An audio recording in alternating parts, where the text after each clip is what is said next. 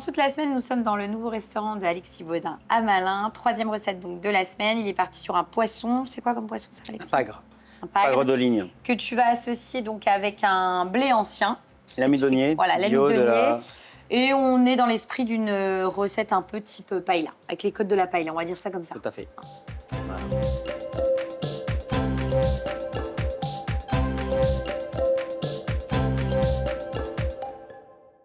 Donc on va couper le pagre. Ok, ça marche. Donc en fin de compte, moi je vais prendre juste le dos.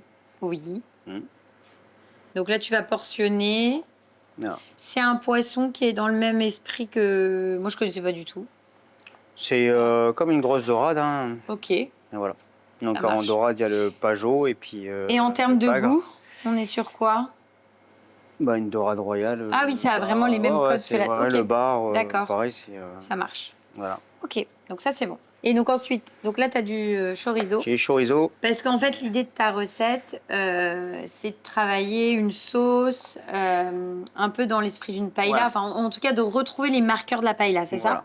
Okay. Là, on a fait la sauce, en fin de compte, c'est un bouillon qu'on a fait avec les arêtes et les têtes. Elle est juste là. Là, avec la tomate, des épices, du safran. D'accord, ok. Et voilà. Et donc, le fait de rajouter le chorizo apporte et reste aussi dans cet esprit un peu paella. Voilà. Et c'est vrai que on a beau dire n'importe quoi, mais le terre et mer, en général, ça marche bien, quoi. Ça doit marcher. Ouais, ça, c'est sympa. Donc là, tu coupes une petite brunoise donc, de chorizo. Qu'on va rajouter après dans l'amidonnier. Ça, c'est bon. Donc là, tu as allumé une petite machine, c'est ça? C'est quoi, ça? Et c'est surtout ce qu'il y a dedans aussi. Pour faire de la mousse. D'accord. L'idée, c'est de faire une émulsion. Voilà. Et c'est une émulsion de quoi qu'on aura dessus? Bah, c'est le même jus le jus d'arête, en fin de compte, qu'on émulsionne. Ok. Voilà. Et donc là, hop, tu as une petite machine qui va faire vraiment ce côté très aérien. Aérien, voilà. Donc un petit bouillon. peu de ton fameux bouillon d'arête. Voilà. Arête paella, on va dire ça comme ça. Paella.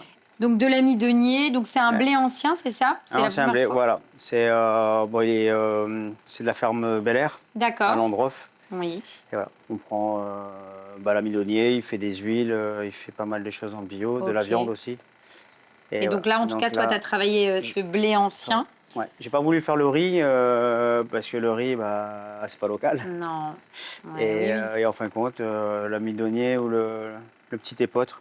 Ah, on travaille souvent avec Étienne. Avec Étienne, on travaille souvent. Et puis là, c'est des produits que tu aimes bien, quoi. Et en plus, alors, pour le coup, c'est des produits, tout ce qui est produits comme ça, blé ancien, épeautre, qui sont en plus excellents pour la santé. Hein. Tout à fait. Ouais. Donc là, tu le mets. Alors, tu as déjà fait une cuisson de ça?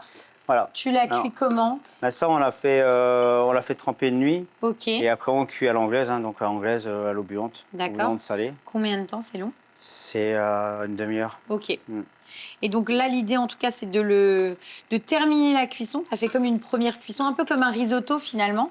Voilà. Et là, on va terminer la cuisson et on va enrober, finalement, le blé avec cette sauce-là. Voilà. Tu rajoutes ton chorizo. Chorizo. On laisse tranquillement chauffer. Voilà. On va surveiller. Oui. Ensuite, donc tu le mets de côté et après, j'imagine qu'on va cuire notre poisson. Avant, on va faire la petite tuile. Ça, c'est du tapioca. Ok. Tapioca, donc on fait cuire avec de l'eau et du sel. Okay. Et on a juste à le mettre sécher en fin de compte à l'extérieur, donc vous pouvez le faire à la maison. Ah ouais, donc ça, tu fais ton tapioca avec de l'eau, on étale sur une tu feuille, l'étales voilà, et ça donne ça, et quand ça sèche, ça donne ça. Voilà. Ok. Et là, tu vas faire quoi? Tu vas le tremper dans de l'huile? Dans de l'huile. Excellent. Ah, trop bien. Oh. Ça fait comme une tuile.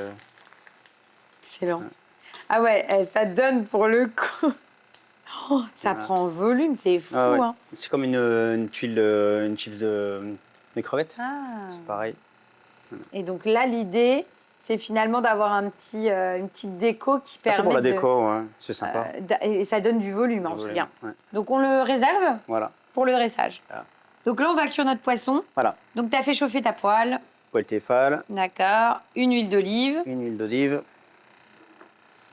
On laisse chauffer. Et après, côté pot. Côté pot, toujours. Hein.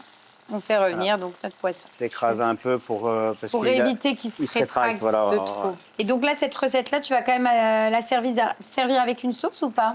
Bah, le jus d'arête Ah. que j'ai fait chauffer Donc là-bas. jus d'arête, c'est le même exactement que celui Voilà. qu'on a utilisé. Tu le fais un petit peu réduire pour qu'il soit concentré. Voilà. Tu rajoutes pas de beurre, rien d'autre. Hein. Non. Ok. Rien. C'est juste Super. la sauce qui Il est se réduite. concentre, qu'on ça réduit, ouais. réduit. C'est là, c'est ça? Voilà. Ouais. Là, on a D'accord. chauffé. Ok, qu'on est en train de chauffer. Donc finalement, on a tout. On n'a plus que le poisson à du finaliser poisson. en cuisson, à attendre qu'il soit cuit. On dresse et on goûte. Voilà. Donc là, on part pour le dressage. On a Allez. tout. On est un peu dans l'esprit finalement d'un risotto. C'est-à-dire que ça lie, ça a Un lié riz un peu. paella, tout est lié avec le Oui, c'est vrai. chorizo.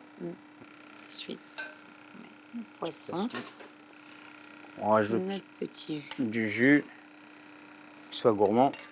Alors la mousse. Ta fameuse, effectivement, mousse qui a vraiment bien moussé. Ouais, non, c'est un truc de fou. C'est comme une barbe à papa. Excellent. Donc la fameuse chips de tapioca. Voilà. Et là, on est sur des petites pousses. pousses de quoi, ça? De moutarde. Top. Et voilà. C'est très beau. Bon, ben, on y va, on goûte. On y va.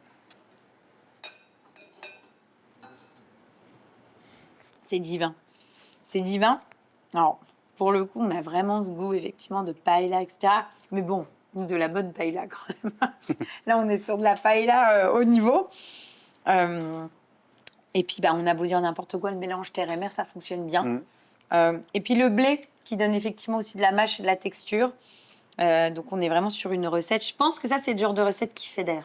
Les gens, ils aiment bien ça. Ouais. Ça marche bien. Ça, ouais, on retrouve tous les codes de la paella, Ouais.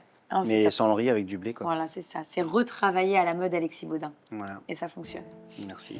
On va passer au plat, enfin à l'autre plat. Donc là, tu es plat. parti sur une pièce de viande. Un agneau. Ok. Donc, voilà. L'agneau et puis des asperges vertes.